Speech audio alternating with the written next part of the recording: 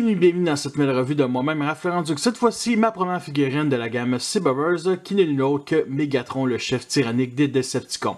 Alors, Cyberverse est une série surtout destinée aux jeunes enfants et la gamme de jouets depuis à peu près 1 an et demi est sur nos tablettes au Canada. Puis, disons qu'il n'y en a aucun qui en vaut vraiment la peine pour les collectionneurs, surtout destinés aux jeunes enfants, vu que c'est ça, la série Cyberverse, c'est destiné aux jeunes enfants. On peut l'apprécier en tant qu'adulte, comme moi je l'apprécie quand même assez, sur la première saison.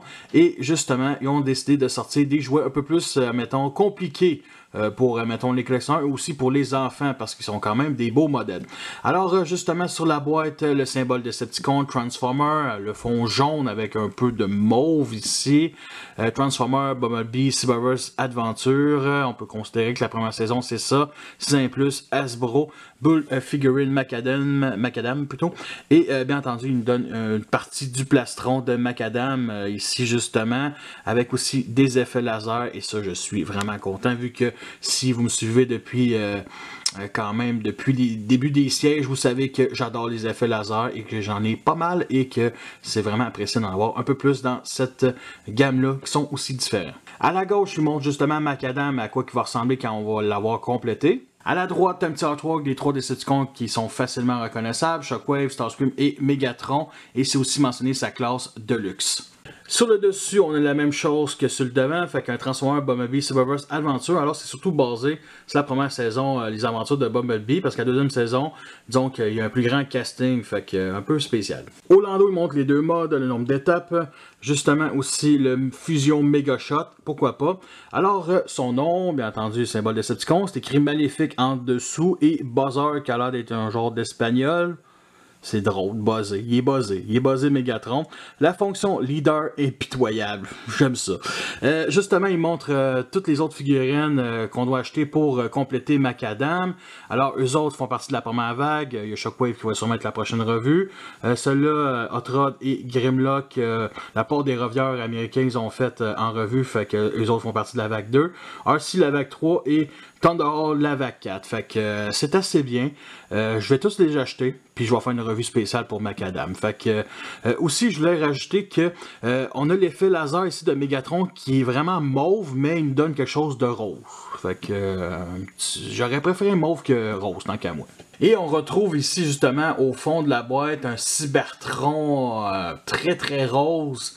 Et c'est stylé. La notice ici qui est comme un peu comme la boîte, jaune et mauve, assez spécial, mais bon, ça a l'air d'être attirant pour les enfants. Et le jaune et mauve, c'est les couleurs d'Impactor. Fait que moi, ça me fait triper.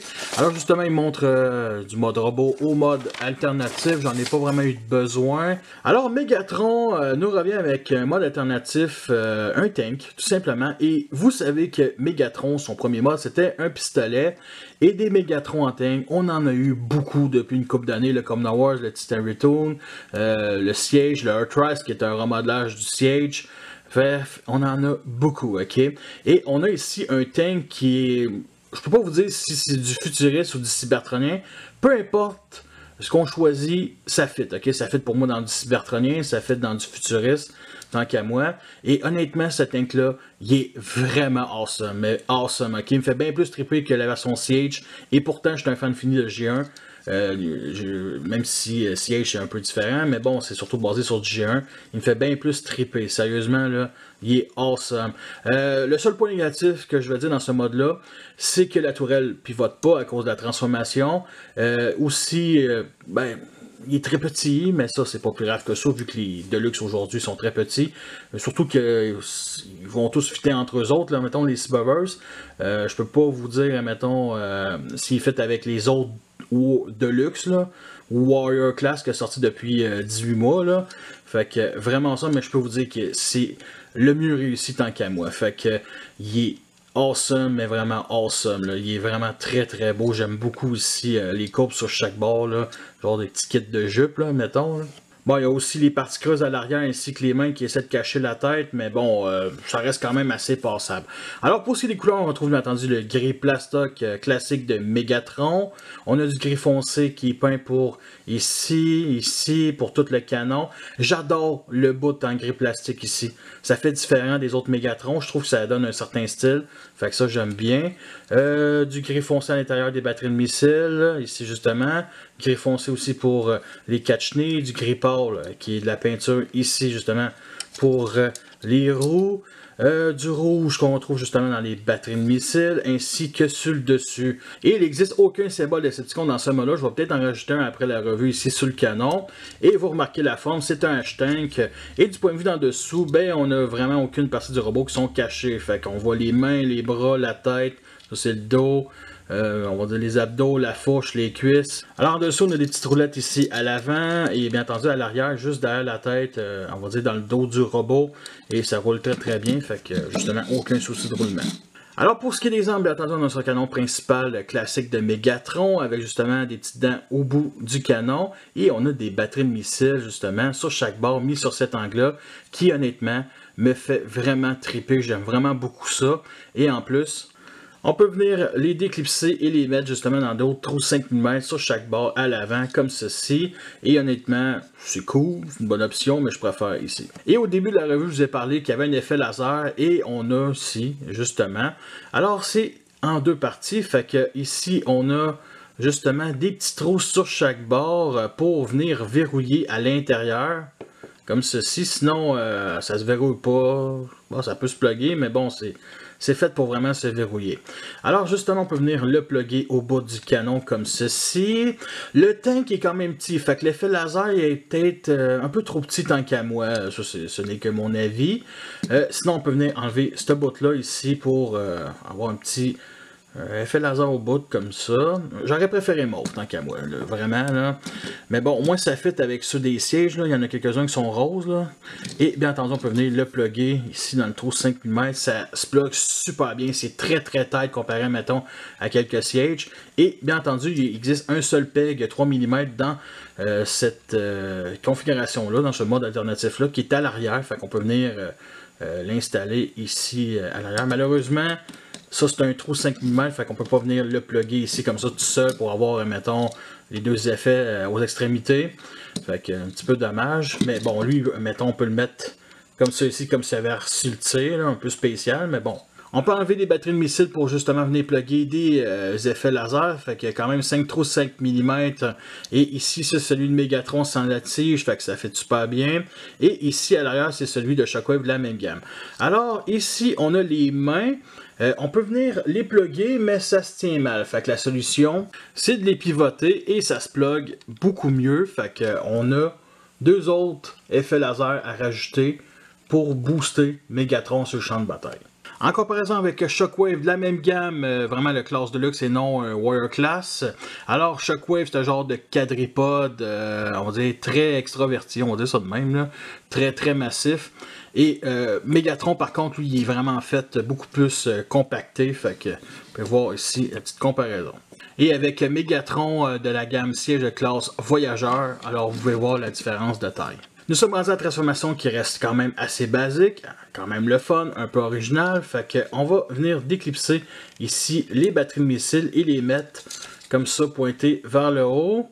Et on va venir dépluguer ici le canon principal. On vient séparer ici le devant, comme ça. On déploie justement la jambe et on vient clipser à la base de la cuisse, comme ça. Maintenant, on déploie le pied. Et bien entendu, on rentre ici le panneau qui va venir se plugger dans ce peg-là, ici comme ça, et on pivote la jambe à l'arrière. Ensuite, on vient ici déclipser les bras, ainsi que ces panneaux-là triangulaires, comme ceci. Ensuite, on vient descendre ce panneau-là et on l'accroche justement avec ces deux pegs-là dans ces deux trous-là, comme ça. On descend tout ce panneau-là, on pivote ici le torse, et on rentre ici, ces petits panneaux-là, comme ceci. Et on vient plugger à l'arrière. Alors, pour ce qui reste des bras, on vient ici déployer toutes les poses sur cet angle-là. On va venir justement dégager tout le bras comme ça. On le dépose ici, on le pivote. Et il reste ce panneau-là ici. Puis puis on va venir le rentrer ici à l'intérieur de la chenille. Alors, tourne de bord. Et on rajoute ici le canon dans le trou 5 mm sur le côté. On peut mettre l'autre bord, mais bon, c'est Megatron. Il faut qu'il soit sur ce bord-là. Alors, il est Scoon Accurate comme on le voit dans le show animé. Je l'aime bien. Quelques défauts, comme il n'y a pas vraiment des gros pieds. Fait que c'est très petit. Je ne tripe vraiment pas. Sinon, la tête est extrêmement lousse ici. On ne peut pas vraiment faire de pause avec sa tête, sinon ça tombe. Un petit peu dommage. Sinon, on va dire les genêts ici qui cachent le backpack, qui est quand même assez massif, fait que un petit peu dommage. Partie creuse derrière les bras ici. Sinon, j'aime bien que l'arrière soit fermé ici. Il n'y a pas vraiment de creux à part ici, là, pour mettre les pieds en mode alternatif. Mais il est quand même réussi. Je le trouve quand même assez beau. Sinon, bien entendu, il est très très léger, ça c'est certain. Là. Disons qu'aujourd'hui, la qualité de plastique ont descendu comparé à, mettons, il y a 10 ans, ça c'est certain. Là. Disons comparé il y a 2-3 ans, il n'y a rien de vraiment choquant là-dedans. Pour les nouvelles couleurs dans ce mode-là, on a ici du orange sur les abdos avec du bleu et du vert, genre des petits détails électroniques. Le seul symbole aussi Decepticon sur le torse de toute la figurine. Et bien entendu pour la tête, avec ces optiques rouges ainsi que le contour noir. Alors c'est tout simplement ces seules traces de peinture sur la tête. Fait que ça te fait très monochrome, on va dire le gris plastoc. Justement, je tripe vraiment pas sur les têtes de l'animé, ils ont vraiment des trop gros optiques. Mais ici, il faut que ce soit Scoon Accurate animé, fait que ça reste quand même assez réussi. Pour l'articulation, la tête est sur un bas-joint, comme ça. Ici, justement, pour l'épaule aussi bas-joint, fait qu'on peut le lever comme ça pivote. Et on peut venir sortir l'épaule comme ceci, sur cet angle-là, mais c'est dit la transformation. Justement, bas-joint ici pour l'avant-bras, fait qu'on peut venir le plier comme ça, de gauche à droite, et les points pivotent. Pivot à la fourche, bas-joint ici pour les jambes, fait que vers l'avant, sur le côté comme ça. À l'arrière, ça ne pogne pas vraiment dans le backpack. Pivot ici pour la cuisse. On peut venir déclipser ici justement la cuisse pour mettre sur cet angle-là, mais c'est dû à la transformation. Sinon, articulation vers l'arrière comme ça. Pour le pied vers l'intérieur comme les sièges. Et bien entendu, on peut monter comme ça et descendre. Mais bon, c'est dû à la transformation. J'aime beaucoup les proportions de ce robot-là parce que du haut du corps, il est vraiment assez large et les jambes sont quand même assez correctes et les batteries de missiles, ça offre de quoi un petit peu plus. Alors justement, on peut plugger les batteries de missiles sur les bras, comme ceci dans les trous 5 mm. Fait que ça fait de quoi un peu différent. Bien entendu, j'ai enlevé le canon de Megatron. Fait que on peut faire de quoi de pas se faire comme ça. Et bien entendu, on peut ici mettre son canon comme ça. Là, il faut pivoter les mains. Ça. Bon. C'est ce qui montre, mettons, sur la boîte. Et c'est quand même pas pire. Alors, on peut aussi rajouter un effet laser. J'ai fait un mix avec justement celui de Jetfire, celui à la base. Fait que ça fait quand même un bon mix. Là. Un peu spécial orange et rose. Mais je trouve déjà sans la base orange très petit, trop petit pour Megatron. Et le voici garni d'effets laser dans les trous 5 mm ici sur chacun des membres. Et ici sur la fourche, il y a deux pegs 3 mm pour mettre justement des effets laser comme ceci. Fait que c'est quand même pas pire. En comparaison avec Shockwave de la même gamme, et honnêtement, on peut rajouter un autre point négatif. Il est très petit comparé à Shockwave. Pour moi, Megatron doit avoir au moins une tête de plus que toutes les autres Decepticons. Ben, je parle des Decepticons normales, là, pas des Combiners. Et là, je trouve que non, ça fait vraiment pas. Fait que j'aurais vraiment aimé ça qu'il soit, mettons, la même taille que les Deluxe sièges, mettons, comme Ironheart, Ratchet ou Impactor. Ça aurait été mieux tant qu'à moi. Et je pouvais pas passer à côté d'une comparaison avec justement deux autres Megatron en cybertronien. Fait que ici, Megatron du jeu War for Cybertron qui est vraiment un classe de luxe, là, un bon classe de luxe et non un échantillon de luxe. Et ici la version Sage qui est à peu près de classe voyageur. Voici le genre de pause qu'on peut faire. Nous sommes rendus à la fin de cette revue. J'espère que vous l'appréciez. Vous avez les pour et les contre. Alors je recommande ce jouet-là. Surtout si vous êtes fan de Cyberverse. Enfin, on a des jouets de qualité. Et je parle pas de la qualité de plastique, là.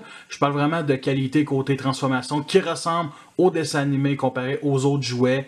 Puis honnêtement, Cyberverse est quand même une bonne surprise. Je vous recommande aussi d'écouter au moins la première saison que je trouve meilleur que la deuxième saison. Ce n'est que mon avis. Alors, je l'ai acheté à mon Toys R Us en spécial. T'en achètes un, tu reçois le deuxième à moitié prix. Fait que je l'ai acheté avec Shockwave. Fait que ça revient à peu près, on va dire, 26$ chaque. Fait que c'est quand même un bon prix pour un Megatron qui est quand même trop petit, là, tant qu'à moi, là, mais c'est quand même un bon prix pour aussi des effets laser et aussi une petite pièce de Macadam que je vais vous montrer dans sa revue respective.